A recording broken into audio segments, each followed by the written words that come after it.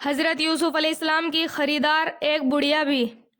حضرت یوسف علیہ السلام کی خریداری کے لیے ایک بوڑھی عورت دھاگے کی آٹی لے کر چل پڑی تھی۔ کسی نے پوچھا کہ اماں تم کہاں جا رہی ہو؟ کہنے لگی یوسف کو خریدنے جا رہی ہوں۔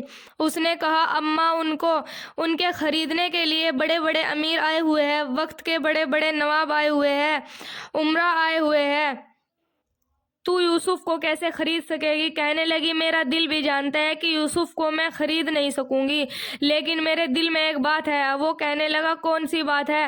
کہنے لگی کل قیامت کے دن جب اللہ رب العزت کہیں گی کہ میرے یوسف کو خریدنے والے کہاں ہیں تو میں بھی یوسف کے خریدنے میں شامل ہو سکوں گی۔ اس طرح میرے دوستو، جب اللہ تعالی ہمارے اسلاف صالحین اپنی زندگی کی اتنی عبادتیں پیش کریں گے تو ہم بھی زندگی کا تھوڑا سا قیمتی وقت ہی پیش کر دے کہ وہ یا اللہ اور کچھ نہ کر سکے۔ البتہ رات کی تنہائی میں کچھ گھڑی ذکر کر لیا کرتا تھا اور چند لمحے آپ کے ولی کی صحبت میں بیٹھ جایا کرتا تھا۔ حضرت زرزانی رحمۃ اللہ علیہ کی وقت کی حفاظت کرنا۔ ایک دفعہ سری شکتی رحمۃ اللہ علیہ نے زرزانی رحمۃ اللہ علیہ کو ستو پھانکتے ہوئے دیکھا۔ انہوں نے پوچھا اکیلے ستو پھانک رہے ہو؟ روٹی ہی پکا لیتے۔ انہوں نے کہا میں نے روٹی چبانے اور ستو پھانکنے کا حساب لگایا ہے تو روٹی چبانے میں اتنا وقت زیادہ خرچ ہوتا ہے کہ آدمی 70 بار سبحان اللہ کہہ سکتا ہے، اس لیے پچھلے 40 سال سے روٹی کھانا چھوڑ دی اور صرف ستو پھانک کر گزارا کرتا ہوں۔ گویا سلف صالحین اپنی ضرورتوں کے وقت کو بھی کم کر کے عبادتوں میں لگایا کرتے تھے۔ حضرت عبداللہ بن مبارک رحمۃ اللہ علیہ کی حشرت۔ حضرت عبداللہ بن مبارک رحمۃ اللہ علیہ اپنے جوانی پر ایک خوبصورت عورت پر عاشق تھے۔ ایک رات اس نے کہا کہ میرے گھر کے باہر انتظار کرنا، میں ملاقات کے لیے آؤں گی۔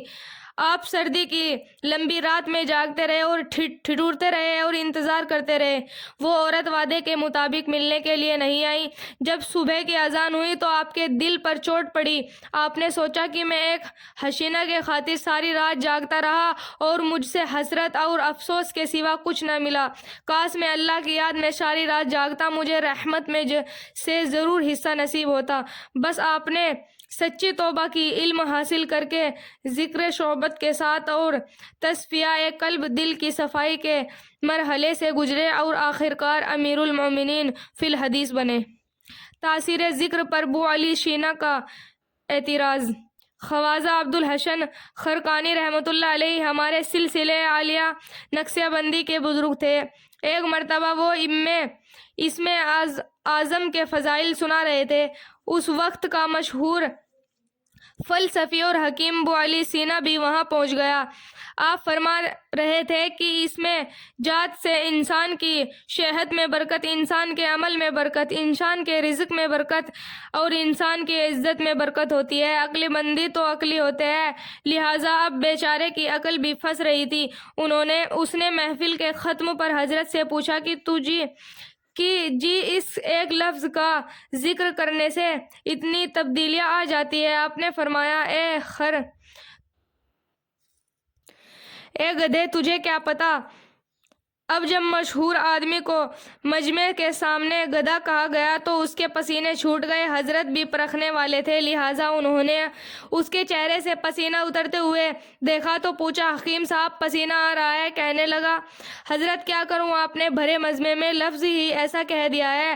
حضرت نے فرمایا حکیم صاحب میں نے بھرے مجمع میں ایک لفظ گدھا کہا اور اس کی وجہ سے تمہارے تن بدن میں تبدیلیاں آ گئی۔ کیا اللہ کے لفظ میں اتنی تاثیر نہیں کہ وہ بندے کے دل میں تبدیلی پیدا کر دے؟ ذکر ناجائز محبت کو خرش دیتا ہے۔ ایک صاحب شہزادی کی محبت میں گرفتار ہوئے، خود ہی حسین و جمیل تھے اور بادشاہ کے محل میں کام کرتے تھے۔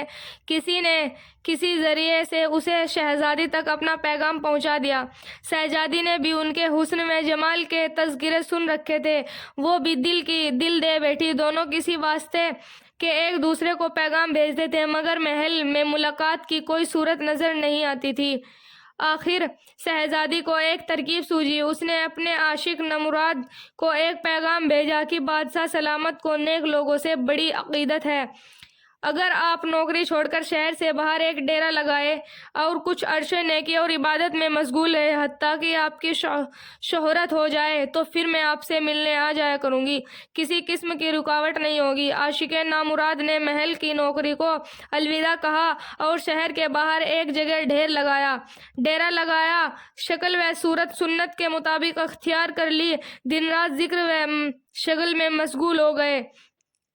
کچھ عرصے کے بعد لوگوں میں اس کی نیکی کا خوب چرچا ہوا۔ شہزادی تو موقع کی تلاش میں تھی، اس نے بادشاہ سے اجازت لی اور دعائیں لینے کے بہانے وہ اس عاشق نامراد سے ملنے آئی۔ ڈیرے میں پہنچ کر اس نے سب لوگوں کو باہر کھڑا کر دیا اور خود اکیلی اندر آ گئی۔ عاشق نامراد نے اسے دیکھا تو کہا، اے بی بی باہر چلی جاؤ، آپ بغیر اجازت کیسے آ گئی؟ شہزادی نے یاد دلایا کہ میں وہی ہوں جس کے حسن و جمال پر آپ لٹو تھے، تنہائی میں بیٹھ کر آہیں بھرتے تھے، ملاقات کی خاطر تڑپتے تھے، آج میں آپ سے ملنے آئی ہوں، موقع غنیمت سمجھو۔ اس نے منہ پھیر کر کہا، بی بی وہ وقت چلا گیا میں تمہاری ملاقات کے لیے نیکی کی روش کو اختیار کیا تھا، مگر میرا دل اب شاہ حقیقی کی محبت میں لبریز ہو چکا ہے، مجھے تمہاری طرف دیکھنا بھی گوارا نہیں۔ اللہ اللہ کی ضرب سے دل کی دنیا ہی بدل گئی۔ حضرت جنید بغدادی رحمۃ اللہ علیہ کے زمانے میں ایک بڑا گھمنڈی آدمی تھا۔ اس کے پاس بہت زیادہ مال و دولت بھی تھی اور خوبصورت باندیاں بھی تھی۔ اس نے اپنے شباب اور شراب کے کاموں سے فرصت ہی نہیں ملا کرتی تھی۔ کسی نے اس کے سامنے حضرت جنید بغدادی رحمۃ اللہ علیہ کی نیکی کا تذکرہ کر دیا۔ وہ کہنے لگا، اچھا میں اس کی آزمائش کرتا ہوں۔ چنانچہ اس نے